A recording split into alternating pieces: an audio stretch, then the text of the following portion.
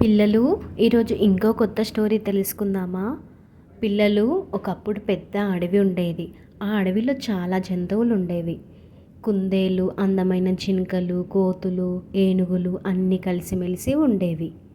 అలా అన్ని జంతువులు కలిసి ఉన్నప్పుడు ఒకరోజు ఒక పెద్ద సింహం ఆ అడవిలోకి వస్తుంది.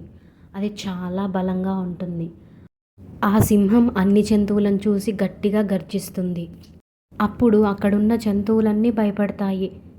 నేనే ఈ అడవికి రాజుని అని గట్టిగా సింహం అరుస్తుంది. అలా సింహం ప్రతిరోజు జంతువులను వేటాడి పట్టుకొని తినడం ప్రారంభించింది. దానికి అవసరమైన దానికంటే ఎక్కువ కూడా వేటాడేది. అలా అన్ని జంతువులను చంపుకుంటూ తినేవి. పాపం చిన్న జంతువులు భయంతో దాక్కునేవి. అమ్మో, ఇప్పుడు మరి ఎవరి వంతు అని భయపడేవి. ఒకరోజు అన్ని జంతువులు ఒక పెద్ద వృక్షం కింద సమావేశమయ్యాయి. అప్పుడు ఏనుగు ఇలా అంటుంది, ఇలా అయితే మనం ఎవరూ బ్రతకలేము. సింహం మనందరినీ చంపి తినేస్తుంది. మనం ఇప్పుడు అందరం ప్రమాదంలో ఉన్నాం. మనమే ఏదో ఒకటి చెయ్యాలి అని నిర్ణయం తీసుకుంటాయి. ప్రతిరోజు మనలో ఒక జంతువును సింహం దగ్గరికి పంపుదాం. అప్పుడు అందరినీ వేటాడదు. అందరూ బాధతో అంగీకరించారు. అలా అందరూ బాధతో నిర్ణయం తీసుకొని ఆ విషయం సింహానికి చెప్పడానికి వెళ్తారు. సింహం దగ్గరికి వెళ్ళి వాళ్ళు నిర్ణయించుకున్న విషయం గురించి చెబుతారు. అప్పుడు సింహం వాళ్ళ నిర్ణయాన్ని అంగీకరిస్తుంది. కానీ ముందే చెప్తున్నాను, ఏదైనా జరిగితే నేను అసలు ఊరుకోను, అందరినీ చంపి తినేస్తాను అని చెప్తుంది సింహం. అప్పుడు అన్ని జంతువులు సరే అని చెప్తాయి. అలా మరుసటి రోజు ముందుగా జింక వెళ్తుంది. సింహం అప్పుడు దాన్ని చంపి తినేస్తుంది. అలా రోజుకొక జంతువు సింహం దగ్గరికి వెళ్ళేవి. సింహం వాటిని రోజు చంపుకుంటూ తినేది. అప్పుడు సింహం, నేను వేటాడి తినడం కన్నా అవే నా దగ్గరికి రావడం నాకు చాలా బాగుంది అనుకునేది. అలా కొన్ని రోజులు గడిచాయి. ఒకరోజు చిన్న కుందేలు వంతు వచ్చింది. అది చాలా చిన్నది. అందరూ దాన్ని చూసి బాధపడ్డారు.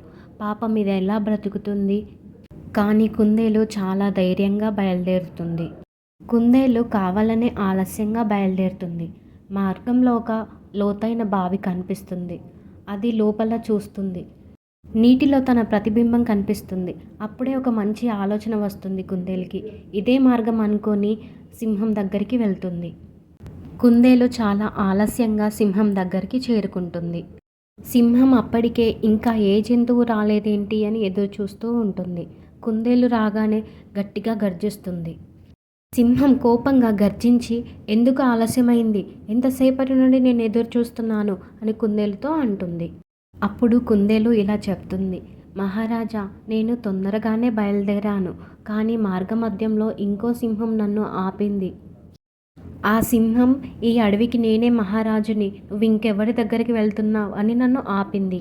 అందుకే రావడానికి ఆలస్యమైంది మహారాజా అని కుందేలు సింహంతో చెప్తుంది. అప్పుడు సింహం, నేనే ఈ అడవికి మహారాజుని, నన్ను మించిన సింహమా నన్ను సవాలు చేస్తుందా?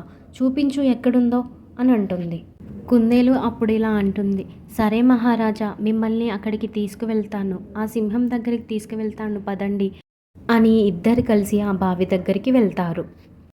కుందేలు సింహాన్ని ఆ బావి దగ్గరికి తీసుకెళ్ళి, మహారాజా, ఆ బావి దగ్గరే ఆ సింహం ఉంది, పదండి చూపిస్తాను, అక్కడే నన్ను ఆపింది అని కుందేలు చెప్తుంది. ఇదిగో లోపల ఉంది మహారాజా, చూడండి అనగానే సింహం లోపల చూస్తుంది. తన ప్రతిబింబం తనకి కనిపిస్తుంది. అది గర్జిస్తుంది. లోపల కూడా గర్జన వినిపిస్తుంది. అది నన్నే అనుకరిస్తుంది కావచ్చు అని సింహం కోపంతో బావిలోకి దూకుతుంది. అప్పుడు సింహం బయటకి రాలేకపోతుంది. అప్పుడు కుందేలు ఆనందంతో గంతులు వేస్తుంది. అలా కొద్దిసేపటి తర్వాత కుందేలు తిరిగి అడవిలోకి వెళ్ళిపోతుంది. కుందేలు అడవికి తిరిగి వెళ్ళి అన్ని జంతువులకి జరిగిన విషయం చెప్తుంది. అప్పుడు అందరూ ఆనందంతో కేకలు వేస్తారు. చిన్నదైన తెలివితో పెద్దవాడిని ఓడించిందని అందరూ మెచ్చుకుంటారు. అడవిలో మళ్ళీ శాంతి నెలకొంది. ఆ రోజు నుండి జంతువులన్నీ సంతోషంగా ఉన్నాయి. పిల్లలు, ఇందులోని నీతి ఏంటో అర్థమైందా? బలం కంటే బుద్ధి గొప్పది. చిన్నవారైనా తెలివిగా ఆలోచిస్తే పెద్ద సమస్యల్ని కూడా పరిష్కరించగలరు.